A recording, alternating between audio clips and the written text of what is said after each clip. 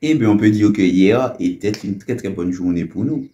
Bonjour à tous, très content de vous revoir pour cette nouvelle vidéo, très content de vous revoir pour ce débrief du match de l'Olympique Lyonnais contre le Stade Rennais. Victoire 4 buts à 1 de nos Lyonnais avec une démonstration en première mi-temps, mais on y reviendra. Vraiment, ça fait du bien au moral après la semaine cauchemardesque que nous avons vécue avec l'Europa League et le derby. Donc, par où commencer? Eh bien, on va commencer par le début, hein. L'Olympique Lyonnais recevait ce samedi le Stade Rennais pour la... Je ne me rappelle même pas pour la combienième journée. Je sais juste qu'il reste après ce match-là 3 matchs. Voilà, c'est ça, 3 matchs. Et il y avait urgence. Il y avait obligation de gagner ce match pour pouvoir rester au contact des concurrents directs pour le podium de Ligue 1. Et ça a été magistralement fait par nos joueurs, hein. Magistralement fait avec justement en première mi-temps l'ouverture du score et quel but de Malik Fofana décalé côté gauche. Il vient mystifier sur le côté de la défense rennaise, mystifier son vis-à-vis pour pouvoir envoyer une frappe enroulée. Lucarne opposé de Brissamba qui ne pouvait justement rien faire. Quel but! Vraiment, quel but! On a eu un petit moment de frayeur pour savoir si le ballon était vraiment sorti ou pas sur la récupération de Maitland Nice au départ de l'action. Et avec justement le VAR et l'arbitre, ils ont décidé que le ballon n'était pas entièrement sorti, donc que le but était validé, vraiment. Petit soulagement, mais bon, on sait tous qu'avec nos joueurs, on n'est jamais à l'abri de rien.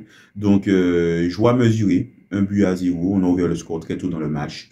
Et on a doublé le score très tôt dans le match avec, même chose, Maitland Nice encore impliqué sur le deuxième but qui déborde côté droit, vient fixer 2 défenseurs rennais pour pouvoir faire la passe en retrait dans l'axe à Corentin Tolisso qui, sans contrôle, place une merveille enroulée côté gauche sur Brissamba qui n'y peut rien. Vraiment, dans le stade, même moi, j'ai pas compris sur le coup tout de suite que c'était but. Tellement c'était. La frappe, elle était sans élan, sans contrôle, limpide, enroulée. Voilà. Brissamba, il n'a rien pu faire. Il n'a plus qu'à accompagner du regard le ballon justement dans ses filets. À ce moment-là, 2-0, but de Fofana et de Tolisso. On se dit qu'avec Lyon, on n'est jamais à l'abri. Il faut en mettre un troisième, il faut en mettre un troisième. C'est chose faite avant la mi-temps. Récupération haute justement du ballon. C'est Tolisso, je crois, qui récupère le ballon, qui décale Thiago Almada. Contre-attaque, je crois qu'ils ont 4 contre 2 pour l'Olympique Lyonnais. Almada qui décale la casette qui est totalement excentrée côté droit, qui contrôle à l'entrée de la surface, qui place une frappe surpuissante sur Brissamba qui n'y peut rien. 3-0, mi-temps. Là, on est un petit peu plus relâché, on est un petit peu plus détendu et justement, au retour justement de mi-temps, il me semble, à l'heure de jeu, les joueurs de l'Olympique Lyonnais peut-être un petit peu trop détendus, peut-être que c'était son anniversaire, donc il a décidé de faire des cadeaux aux deux camps. Thiago Almada, je n'ai pas compris ce qu'il a essayé de faire, qui était acculé en défense, n'a rien décidé de faire de mieux que d'essayer de relancer le ballon dans l'axe, alors qu'il était pressé par les Rennais dans la surface de réparation.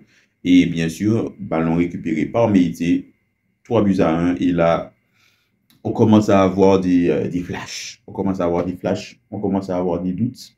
Nous, en tant que supporters, enfin moi, je commençais à avoir des doutes perso à ce moment-là. Qu'est-ce qui va se passer? Est-ce que Rennes va revenir?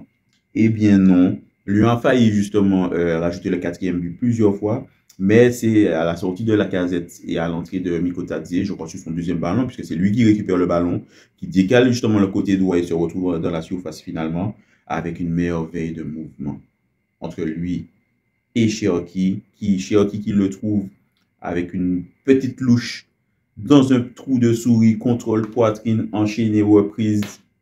4 buts, vraiment. Lyon nous a régalé ce soir avec que des bangers, vraiment que des bangers.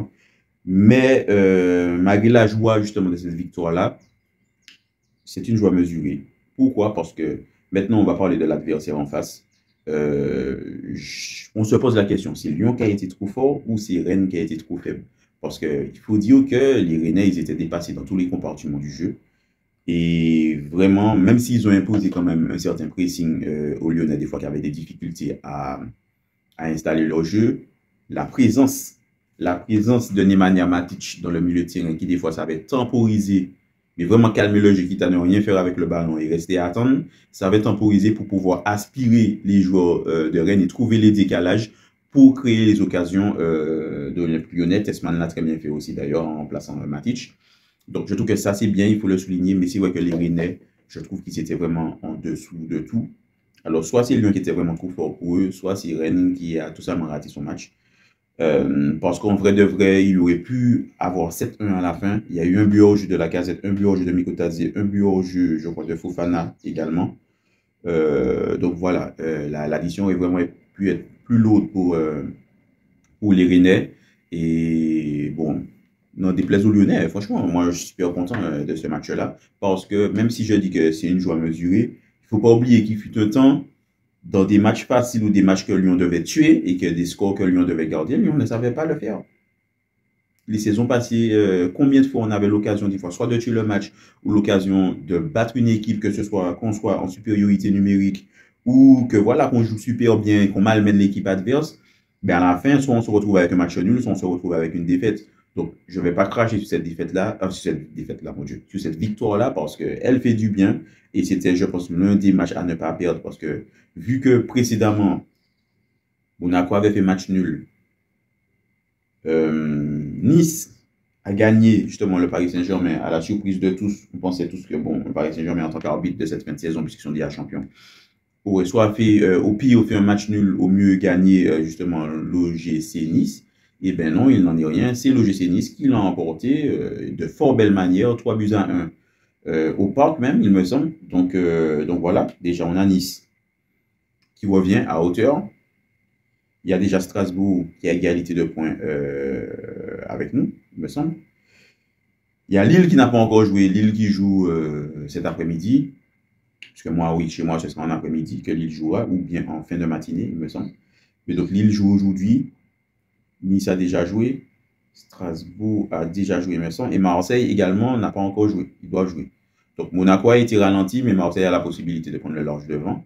Donc la 4e place et la 3e place sont toujours à portée de tir. Il faut rester concentré. Le prochain match, c'est contre Lens. À domicile toujours. On reçoit Lens. Il faut gagner ce match-là, parce qu'après, on se rendra à Monaco pour l'avant-dernière journée de Ligue 1. Et ce match-là sera vraiment crucial. On verra l'état du tableau avant le match contre Monaco, mais le match contre Monaco sera crucial. Si Lyon est toujours à portée de tir du podium, le match contre Monaco sera vraiment crucial, parce que c'est un concurrent direct. Alors à ce moment-là, est-ce que Monaco sera 3e, est-ce qu'ils seront 2e, est-ce qu'ils seront 4e? On ne sait pas, mais il va falloir gagner ce match-là et assurer également contre Angers, puisque le dernier match de l'Olympique Lyonnais, c'est à domicile contre le SCO. Donc, vraiment, Fonseca, pourquoi ne pas avoir mis cette composition contre Manchester et contre Saint-Etienne? Voilà, parce que c'est cette composition-là qu'on voulait. C'est vraiment cette composition-là qu'on voulait. Quand il y a du Mati, du Tolisso, du Almada, dans le milieu, il y a du Fofana, Cherki, Lacazette devant, Lacazette Mikotadze, on sait bien, justement, je reviendrai justement sur ce turnover-là. Voilà, et en défense, avec du Tagliafico, Niakate, Mata, et c'est maintenant Nice. Vraiment, selon moi, c'est l'équipe type, c'est cette équipe-là qui doit faire tous les matchs restants contre les équipes qui viennent. C'est cette équipe-là, en fait, ça ne doit pas bouger. Et au fur et à mesure, faire entrer des joueurs. Alors, Tessman à la place de Matic, oui, parce que Matic, je pense qu'il peut apporter plus en commençant le match qu'en entrant en cours de jeu. Et Tessman, il apporte plus en entrant en cours de jeu. Donc, c'est parfait. Qu'est-ce que je pourrais dire? À Koku, ben, en fait, pour moi, Fonseca, en voulant le ressusciter, il l'a tué. Parce que l'entrée, le match qui n'était pas bon, match retour contre Manchester, plus l'entrée catastrophique au derby, je pense que ça lui a plombé le moral. Ça a tué ses possibilités de rentrer dans la rotation en fin de saison. Parce qu'on a vu que ben, c'était pas ça, quoi. Il entrait dans des contextes qui étaient compliqués. D'ailleurs, certains amis, comme je dis, qui veulent à tout prix voir jouer les Molébé et Rodriguez et consorts. Si le contexte de lui était plus favorable, j'aurais compris, mais le contexte n'est pas favorable. Il faut avoir des résultats tout de suite. Tu fais entrer un jeune ou un gars qui n'est pas en confiance maintenant, il te fera son match, tu lui plombes son moral. Donc, à Koku, c'est exactement l'exemple parfait. Même si c'est pas un petit jeune, mais voilà, c'est compliqué. Donc, un petit jeune encore pour lancer sa carrière, tout le monde dans un contexte comme ça, et puis ça foire, difficile de retirer cette image-là. Bref, la parenthèse est fermée. Voilà, Lacazette, Mikotadze, Lacazette qui est beaucoup critiqué cette saison. Moi, je n'oublie pas tout ce qu'il a fait pour nous, tout ce qu'il continue à faire, même si on ne va pas se leurrer. C'est clairement pas le Lacazette des saisons précédentes, puisqu'il est, on va dire, sur la pente descendante, il est un peu fatigué, vieillissant. Vieillissant, oui, fatigué surtout, parce que, comme on le sait tous, il n'a pas eu de vraie préparation physique, puisqu'il est sorti des JO, il a eu quelques jours de repos seulement pour pouvoir retourner directement à Lyon. Donc, il n'a pas commencé la préparation avec les Lyonnais, il me semble. Donc, sa préparation a été tronquée. Je pense que si, à l'instar d'un Corentin Tolisso, on lui donne le temps en cours de saison, si, ça c'est que une hypothèse à moi, réussir à garder la ligne d'attaque de Lyon pour la saison prochaine, si Lyon va en Ligue des Champions, c'est mon rêve. C'est mon rêve. Réussir à garder cette ligne d'attaque-là. Fofana, Cherki, Lacazette, Mikotadze et dans une moindre mesure Nuyama, puisqu'il est au moins out pour 6 mois.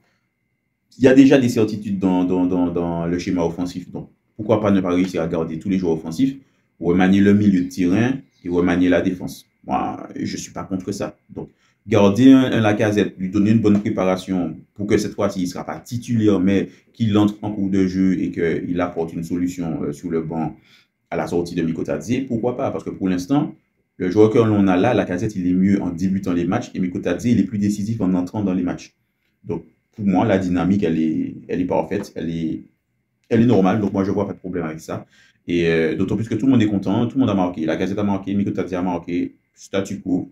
Donc, voilà, on peut continuer comme ça, garder cette dynamique et essayer de voir là où ça peut nous amener pour cette fin de saison qui, comme on le sait, on a déjà perdu contre Strasbourg, on a déjà perdu contre Saint-Etienne, donc on ne peut plus en fait se permettre de perdre. On ne peut plus se permettre des fois d'attendre sur le faux pas des adversaires. Il faut qu'on ait notre destin en main, il faut qu'on gagne. Il reste 3 matchs, on les gagne, les gars, on les gagne. Il reste 9 points à les prendre, on les gagne. Comme ça, on fera les comptes à la fin, mais au moins, on pourra se regarder dans la glace en se disant, est-ce que les 6 points perdus contre l'Olympique de Marseille, parce que c'est ça qui a défini la saison selon moi, est-ce que les 6 points perdus contre l'Olympique de Marseille, ça va être regrettable à la fin, ou si, à une moindre mesure, c'est un moindre mal. On verra ça.